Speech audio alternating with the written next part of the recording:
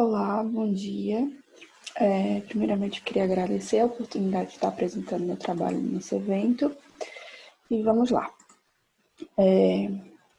O título do meu trabalho é Rendimento Tecnológico a partir de codornas, Coturnix japonica. Os autores são Sara, eu, Francisca Gisele, que é minha orientadora, e a colaboradora Nayane dos Santos. Vamos começar com uma introdução básica sobre a avicultura, né? A avicultura, ela é um segmento da produção animal que trata de aves. O que se define por aves? É um animal de pele revestida de penas, com membros anteriores transformados em asas. A avicultura, no seu início, ela engloba o gênero Galos, que são galetos, frangos, galinhas e galos. O gênero Meleagrides, que são os perus maduros. Gênero Anas, patos e patos maduros. Gênero Perdix, que é o gênero que a gente vai trabalhar hoje, que é o gênero Perdi, que são os perdis, chucá e as codornas. Gênero Columba, que são os pombos. O gênero Anser, gansos e gansos maduros. E gênero Faslanos, que são os fazões. Além desses segmentos, tem o segmento de avestruz, que é chamado de estruticultura. O de codorna é chamado de coturnicultura. Vamos falar um pouco sobre essa coturnicultura, né? Bom, com relação ao plantel de codornas, ela cresceu em 2018, comparado a 2017, e alcançou a marca de cerca de 16,8 milhões de cabeças no país. Esse aumento é um aumento de 3,90% diante o ano anterior, né? O ano de 2017. Já a produção de ovos caiu neste ano, em 2018, caiu em média de 2,1%. A maior concentração de aves está localizada na região sudeste, que é responsável por 64% da produção, sendo que o município de Santa Maria de Jetibá, no Espírito Santo, detém a maior quantidade de animais e lidera a produção de ovos. Os maiores produtores de carne de codorna são a China, Espanha e França. O Brasil ocupa o quinto lugar na produção de carne de codorna no cenário mundial, segundo Silva et al. 2011.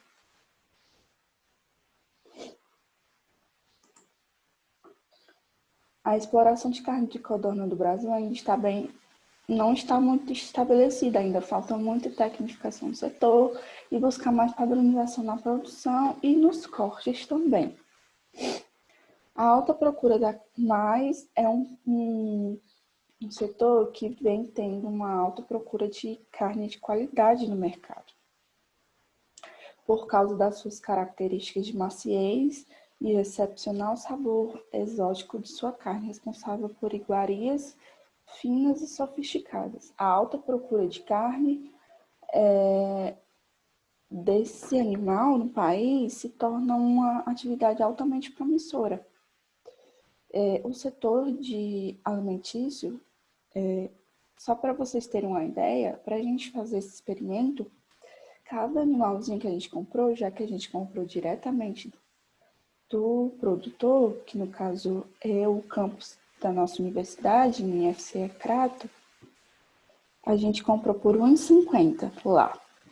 Já no mercado do município, a gente encontra por até R$ 6,00 uma codorna.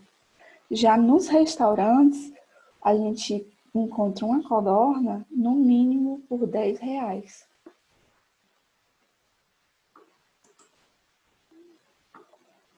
Vamos falar um pouquinho sobre a carne, então, né? A carne de codorna ela é rica em aminoácidos, vitaminas, como a vitamina B1, a niacina, a B2, o ácido pantotênico e a vitamina B6. O ácido pantotênico também é chamado de vitamina B5 e desempenha funções no corpo, como produzir colesterol, hormônios e hemácias, que são as células que carregam oxigênio no sangue, né? Também ela encontra-se nela minerais como ferro, fósforo, zinco e cobre e ácidos graxos.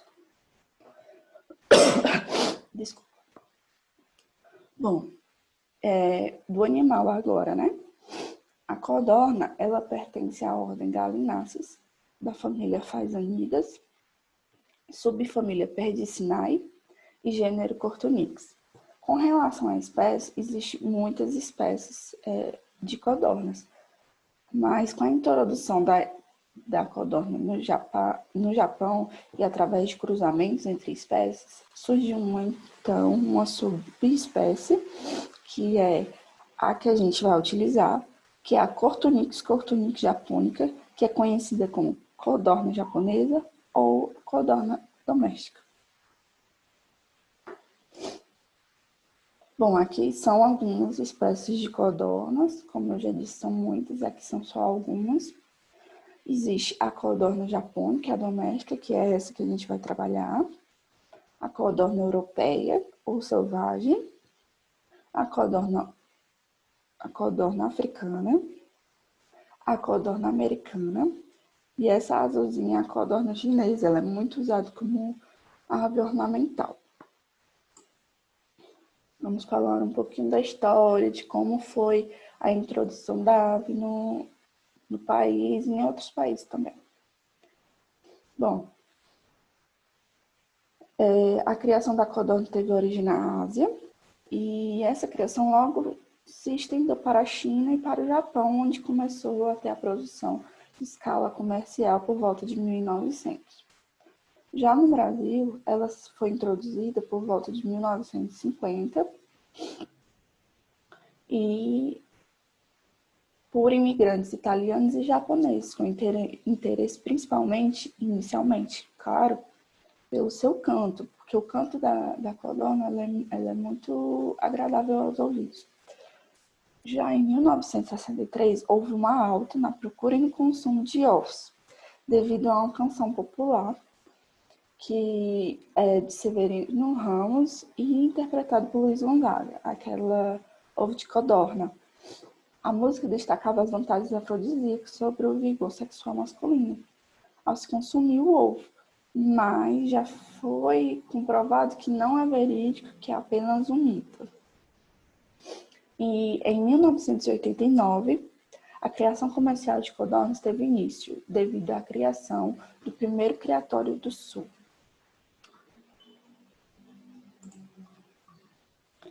Agora vamos entrar no trabalho, no experimento desenvolvido, né? O objetivo desse trabalho foi obter o rendimento tecnológico do abate de codorna japonesa, Cortunix japonica, oriundas do setor de produção de avicultura, do Instituto de Educação, Ciência e Tecnologia do Ceará, IFCE Campus Crato. Lá no nosso campus a gente tem setores de produção, quase todos, bovino, caprino, e também temos o setor de produção de avicultura.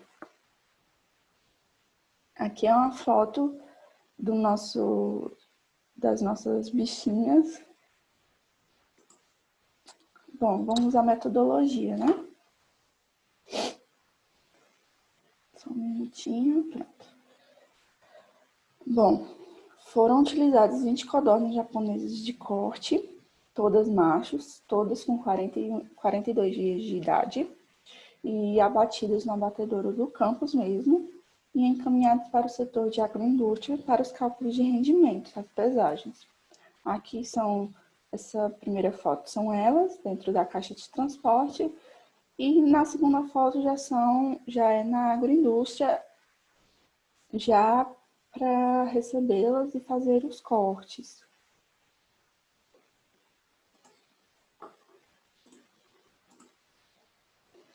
Todas as aves passaram por jejum alimentar de 6 horas, sendo que 4 a 5 horas foi na granja, no setor de produção, só apenas com ad libitum e esperando o transporte junto com a espera. As aves foram transportadas por 1 hora antes do abate para a sala do abatedouro, né? Vou falar um pouquinho do fluxograma do abate que foi seguido nas aves. Bom, primeiramente, foi a recepção das aves no abatedouro, depois a pesagem da carcaça ainda quente, elas vivas, depois houve a insensibilização por descolamento da cervical, houve, logo depois, a sangria. A sangria foi efetuada por 3 minutos. Sangria é o principal processo de matança utilizado, que é para evitar a proliferação bacteriana, retirada do sangue de dentro da carcaça. A morte do animal é pela sangria. Ela ocorre por falência circulatória devido à remoção de todo o sangue da carcaça. Logo depois teve a escaldagem de 55 graus por 80 segundos, que essa temperatura ela é considerada branda. Logo depois, efetuou-se a depenagem manual, então foi a retirada das penas totalmente manual. Houve a toalete, que é a lavagem da carcaça, a retirada do restante do sangue. A evisceração, nós fizemos pelo peito. Teve o corte pelo peito, mas o mais indicado é fazer o corte pela cloaca e retirar todas as vísceras. Por quê? Porque a codorna, ela é um animalzinho pequeno, então o que você se aproveita dela é praticamente o peito e as coxas. Se você fizer um corte pelo peito, você já perde ali uma boa parte da carcaça, né? Bom, logo depois teve a pesagem da carcaça, teve a embalagem, que foi em bandeja de isopor envolvida em plástico filme. Houve-se logo após a refrigeração a 4 graus por 24 horas e depois o congelamento.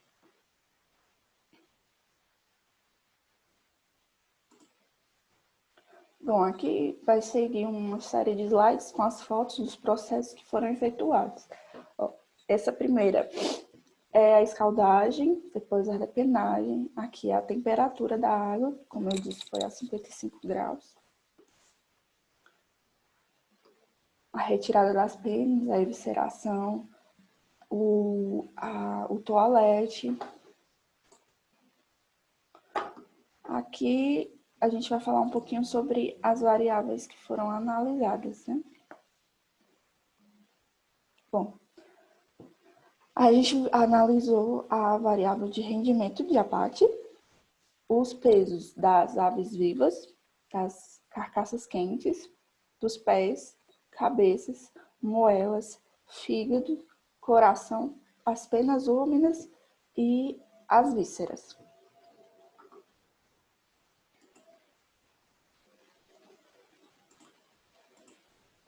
Aqui as imagens do apurado, né? Os resultados.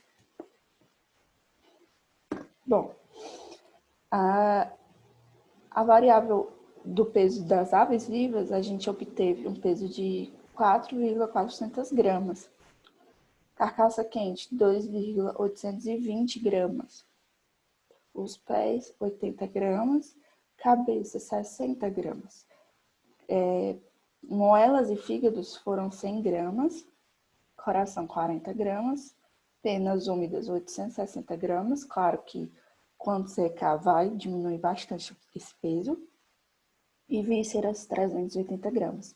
O rendimento da abate foi cerca de 64%, E o peso corporal médio de cada ave ficou entre 220 gramas.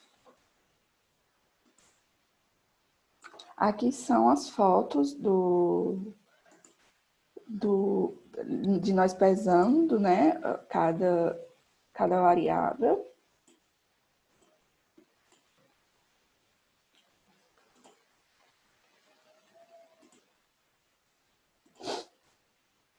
Aqui já são as aves embaladinhas, né, já pesa tudo. E considerações finais do que pode ser falado, né? A carne de codorna, ela é um pouco mais escura que a do frango. Os fatores, esse fator da cor é justificado ao fato da idade, do sexo, a atividade do músculo e a alimentação. Dentre as características da qualidade da carne das codornas observadas, a coloração é de extrema importância para a aceitação dos consumidores. Então, é muito importante o criador prestar atenção nesses fatores que eu falei aqui: sexo, a atividade do músculo e a alimentação e a idade do animal no abate, claro. A criação de codornas deve seguir regras básicas de manejo, como a nutrição, a sanidade e a instalação, para que o retorno seja sustentável à cadeia produtiva. Para que o setor possa se desenvolver ainda mais com eficiência e rentabilidade, o criador precisa seguir essas regras, como manejo, nutrição, sanidade e instalações. Como qualquer outro tipo de produção, é claro, para que possa ser produtivo para ele, né? Bom, aqui são algumas referências que foi utilizada no trabalho e na construção do resumo e do slide. E obrigada pela atenção.